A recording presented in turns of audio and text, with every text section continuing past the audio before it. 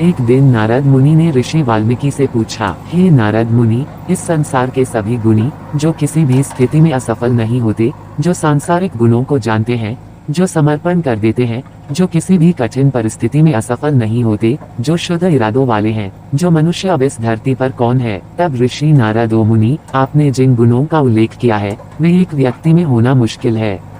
केवल एक ही व्यक्ति है जिसमें ये गुण है।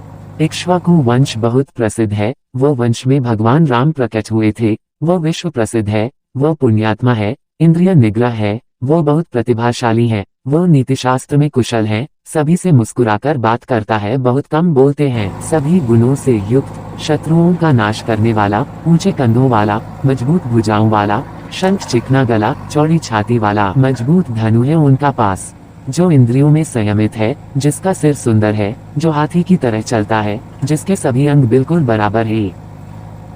वह भाइयों में सबसे बड़े हैं, दशरथ के प्रिय हैं। दशरथ ऐसे भगवान राम को राजा बनाने के लिए तैयार थे। इन व्यवस्थाओं को देखकर दासी मंडा ने दशरथ महाराज की तीसरी पत्नी कैकेयी को बताया। पहले कैकेयी ने राक्षस संबारासुर को हराने में मदद की थी, तब दशरथ महाराज ने उसे 3 वरदान दिए थे और अब वह राम से उसे जंगलों में भेजने और भरत को राज्य देने के लिए कहती है। इसलिए उन्हें अपने पसंदीदा भगवान राम को जंगल में भेजना पड़ा। वीर भगवान राम कैकेयी के अनुरोध के अनुसार पिता के वचन का पालन करने के लिए जंगल में चले गए। श्री राम के साथ उनके छोटे भाई लक्ष्मण भी चले गए। भगवान राम की पत्नी सीता भी चली गईं। दशरथ बहुत दूर तक आए और प्रजा भी बहुत दूर तक आई। श्री राम की मुलाकात गंगा के तट पर श्रृंगेरीपुर में उनके भक्त निषादों के राजा गुहू से हुई। तब उन्होंने सारथी को वापस भेज दिया और फिर भगवान राम ने गुहू की सहायता से लक्ष्मण सहित गंगा पार की। वहां वे महर्षि भरद्वाज के कहे अनुसार चित्रकूट पर्वत पर पहुंचे। वहां उन्होंने एक पर्णशाला बनाई और शांति से रहने लगे। जब सीता राम लक्ष्मण चित्रकूट पहुंचे तो वहां अयोध्या में दशरथ, जो नहीं चाहते थे कि राम वन जाएं, उस दर्द से मर गए। तब भरत वशिष्ठ मंत्रियों, ब्राह्मणों और प्रजा के साथ वन में भगवान राम के पास आए। उन्होंने कहा कि यदि आप सबसे बड़े हैं तो आपको ही राजा बनना चाहिए, यही धर्म है। तब राम ने भरत को ये कहकर अयोध्या भेजा कि वह अपने पिता के आदेश पर वन आए हैं और 14 वर्ष तक वन में रहेंगे। भरत, जो राम को अयोध्या ले जाना चाहते थे, उन्होंने उनकी इच्छा पूरी नहीं हुआ और राम की पादुकाओं को राजा के रूप में सिंहासन पर बिठाया और नंदी गांव में रहकर राम की प्रतीक्षा करते हुए राज्य पर शासन किया। श्री राम ने सोचा कि यदि लोग राम के यहाँ आते रहेंगे तो ऋषियों के लिए परेशानी होगी, इसलिए वे सीता लक्ष्मण के साथ दंडकारण्य चले गए। दंडकारण्य में राक्षस विराधु को मारने के बाद उन्होंने ऋषि सरभंगा से मुलाकात की। इसके अलावा राम अगस्त्य और उनके भाई से भी मिले। अगस्त्य मुनि ने श्री राम को एक तलवार और धनुष दिया। जहां जंगल में राक्षस ऋषियों को मार रहे थे और कई दिनों से वे चाहते थे कि श्री राम उन्हें बचाएं और राम ने वादा किया कि वो उन्हें मार डालेंगे। उस दंडकारण्य में रावण के रिश्तेदार राक्षस लोग रहते थे और शूर्पणख नाम की राक्षसी भी थे। भगवान राम ने लक्ष्मण के साथ राक्षसी के नाक और कान काट दिए। उसके बाद शूर्पणखा के उकसाने पर राक्षसों की एक भीड़ करुड़दूषण त्रिशीर से युद्ध करने आई और राम ने अकेले ही 14,000 राक्षसों को मार डाला। रावण ने शूर्पणखा के माध्यम से अपने रिश्तेदार करुड़दूषण त्रिशूरु को भगवान राम द्वारा मारे जाने की खबर सुनी और क्रोध से भर गया। वह राक्षस मारीचू के पास जाता है और उससे सीता का अपहरण करने में मदद करने के लिए कहता है। तब मारीचू ने उनसे कहा कि श्री राम आपसे अधिक शक्तिशाली है, आप उनसे युद्ध नहीं करना चाहिए।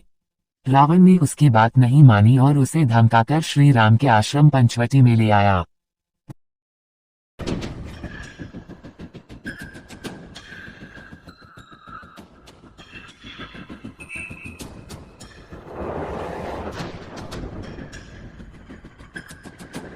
बाद में मारीचू की सहायता से राम लक्ष्मण को आश्रम से दूर भेज दिया गया। उसने रास्ते में आए जटायु को घायल कर दिया और दम तोड़ते जटायु ने बताया कि रावण ने सीता का हरण कर लिया है और वह भगवान राम के चरण में मर गए। भगवान राम ने द्वैत व्यक्त किया और पक्षी का अंतिम संस्कार किया। जब भगवान राम जंगल में सीता की खोज कर रहे थे तो कबंधु नामक कई विकृत राक्षसों ने भगवान राम को परेशान किया। भगवान राम ने उसका वध कर दिया और उसकी इच्छा के अनुसार वह स्वर्ग की ओर जा रहा था। हे राम, सबरी नाम का आपका एक भक्त है, जिसका स्वभाव गुरुओं की सेवा करना है। उनके आश्रम में जाना आपके लिए अच्छा रहेगा। सबरी ने भक्तिपूर्वक भगवान राम को फल खिलाए। पंपा झील के किनारे भगवान राम की वानर हनुमान से मुलाकात हुई। हनुमान के माध्यम से भगवान राम की मुलाकात सुग्रीव से हुई। तब श्री राम ने सुग्रीव को सीता के हरण के बारे में पूरी बात बताई। सुग्रीव ने सोचा कि श्री राम उनका भला करेंगे और उन्होंने अग्नि साक्षी के रूप में उनसे मित्रता की।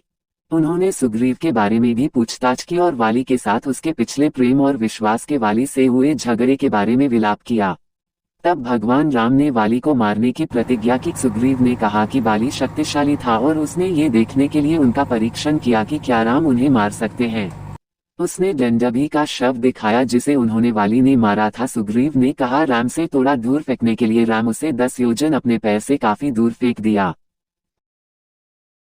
उसने सुग्रीव का विश्वास पाने के लिए एक तीर चलाया। वह जाकर 7 बड़े पेड़ों और यहाँ तक कि पास के पहाड़ों पर भी लगा। वह धरती में समा गया और उसी गति से आया और टोनीराम तक पहुंच गया जहां उसके तीर थे। सुग्रीव उससे खुश था। ये देखकर सुग्रीव प्रसन्न होकर हो तब वह राम के साथ पहाड़ियों के बीच किष्किंधा आया और बाली को युद्ध के लिए बुलाया। तब बाली की पत्नी तारा ने माना किया। बाली ने तारा की बात नहीं मानी और युद्ध करने के लिए निकल पड़ी। जब वाली सुग्रीव से युद्ध कर रहा था तब उसने सुग्रीव से किए गए वचन के लिए वाली को एक ही बाण से मार डाला और सुग्रीव को किष्किंधा का राजा बना दिया। वानर राजा सुग्रीव ने अन्य स्थानों से वानरों को बुलाया और उन्हें सीता की तलाश के लिए भेजा। दक्षिण की ओर जाने वालों में जाम्बवंत हनुमान प्रमुख थे। गरुड़ राजा संपाति के निर्देश पर हनुमान ने एक ही छलांग में योजन भर समुद्र को पार कर लिया। लंका में पहुंचकर हनुमान ने अशोक के वन की खोज की और राम के ध्यान में देवी सीता को देखा। सुग्रीव के साथ राम की मित्रता के बारे में बताया और भगवान राम के बारे में बताया और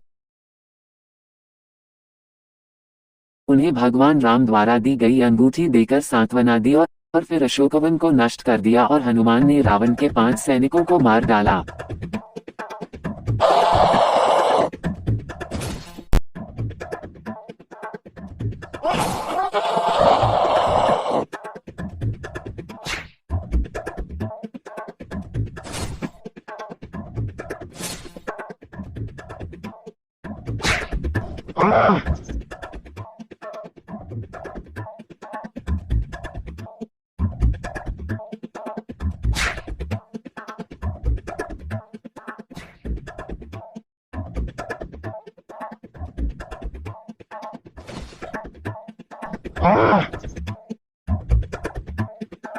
सात मंत्री के पुत्रों को परास्त करके उन्होंने रावणासुर के पुत्र अक्षकुमार का वध किया। इंद्रजीत द्वारा ब्रह्मास्त्र का प्रयोग उसने स्वेच्छा से आत्मसमर्पण कर दिया जानबूझकर। हनुमान ने राम कार्य के लिए राक्षसों की पीड़ा सहन की। रावणासुर ने हनुमान के उसकी पूंछ में आग लगाने को कहा। हनुमान ने उस आग से उसने सीता वाली जगह को छोड़कर पूरी लंका जला दी। हनुमान, जो देवी कुशाल की खबर से राम को खुश करने के लिए वापस आए थे, ने राम को समझाया कि सीता को देखा है। भगवान राम और सुग्रीव वानरों सहित समंदर के पास आए। उन्होंने सूर्य की किरण के समान एक तीर निशान रखा और तभी समंदर अपने असली रूप में प्रकट हो गया। समंदर के निर्देशों का पालन करते हुए नील ने सेतु का निर्माण किया। भगवान राम सेतु के माध्यम से लंका पहुंचे। भगवान राम ने युद्ध में रावणसुर का वध किया।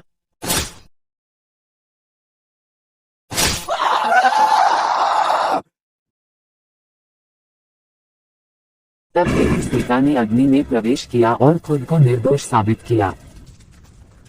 श्री राम ने खुशी से स्वीकार किया। श्री राम ने विभीषण को लंका का राजा बनाया। भगवान राम ने देवताओं से वरदान प्राप्त कर युद्ध में मारे गए सभी वानरों को पुनर्जीवित कर दिया और फिर श्री राम ने सुग्रीव और विभीषण को वानरों के साथ पुष्पक विमान से अयोध्या के लिए निकला। सबसे पहले भारद्वाज मुनि आश्रम संदर्श करके भारत से किए गए अपने वादे के लिए कि वो 14 साल पूरे होते ही अयोध्या लौट आएंगे, सबसे पहले भगवान राम ने हनुमान को भरत के पास भेजा था। रास्ते में भगवान राम ने उन्हें भारत के बारे में बताया।